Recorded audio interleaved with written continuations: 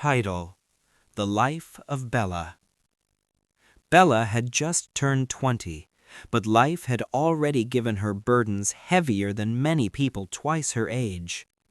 She lived with her parents and two younger brothers in a small, worn-out house at the edge of their town. Years ago, their home had been full of laughter, warm meals, and hopeful dreams. Her father, David, was a hard-working mechanic who woke up before sunrise every day to provide for the family. Bella's mother, Esther, sold vegetables in the market and managed the home with pride. Everything changed on one terrible evening after lectures. Bella had been crossing the road after school when a speeding car lost control. Her father, who had come to pick her up, saw the danger before she did. Without hesitation, he rushed forward and pushed Bella out of the way. The car struck him instead.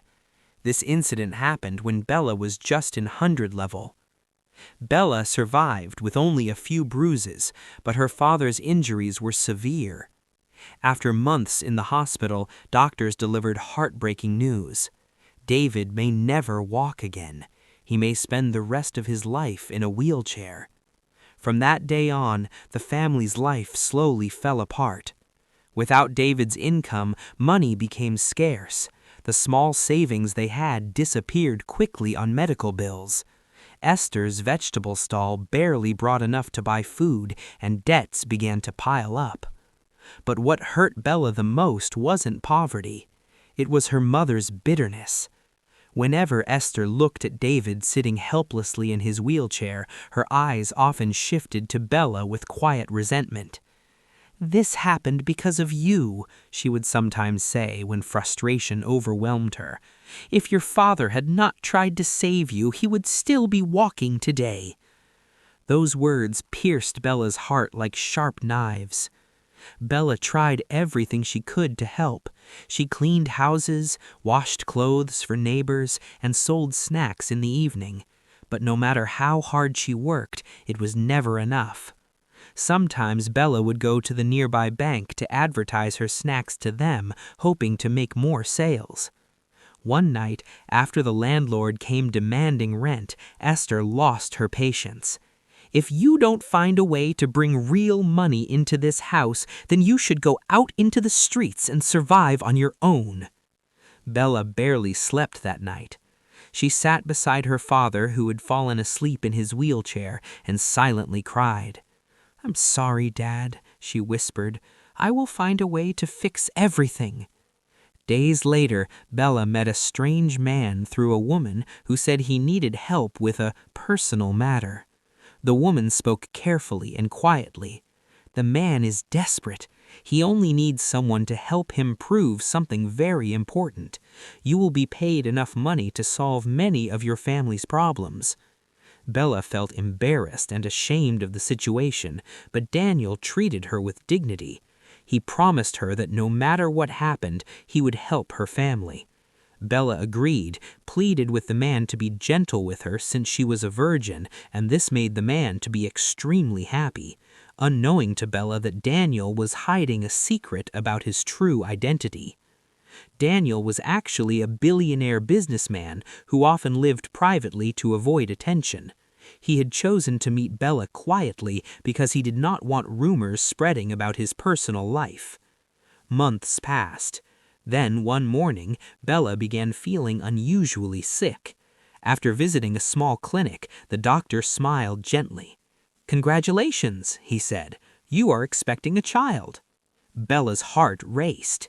She immediately contacted Daniel she got home, and her mom, who overheard the conversation, became so furious, calling her shameless child, a destroyer, and a prostitute.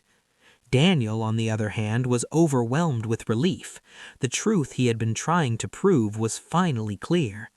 But what shocked Bella the most was what happened next. Daniel revealed his real identity.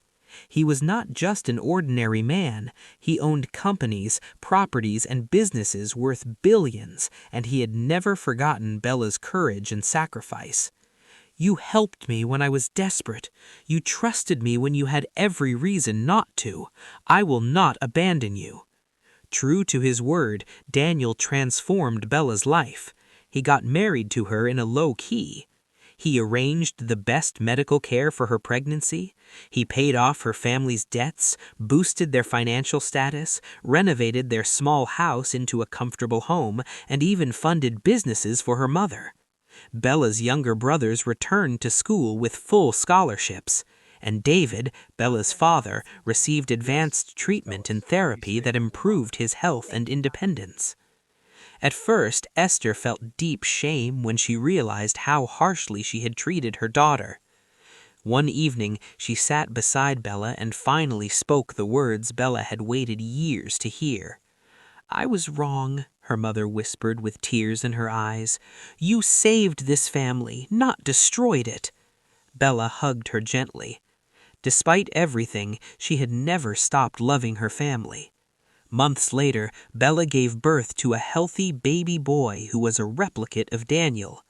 Daniel kept his promise to remain present and supportive, ensuring that Bella and her child would always have security and respect. Bella often looked back at the painful journey that had led her there, the accident, the hardship, the loneliness. But instead of bitterness, she chose gratitude. Because sometimes even the darkest moments can lead to unexpected blessings. And Bella had learned something powerful. True courage is not about living without hardship. It is about refusing to give up on hope when life feels impossible.